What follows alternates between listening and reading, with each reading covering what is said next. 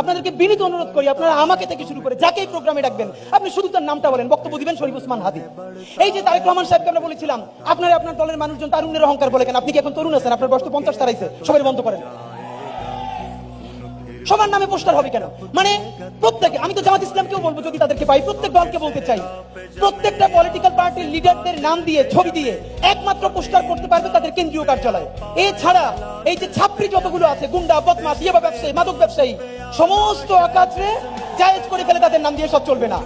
যদি আপনি ইয়াবা ব্যবসায়ী, মাদক ব্যবসায়ীদেরকে পোস্টারে আপনার নাম ছবি ব্যবহার করতে দেন, তাহলে ও যে খুন করে, চাঁদাবাজি করে, তার দায়ও আপনার নিতে হবে।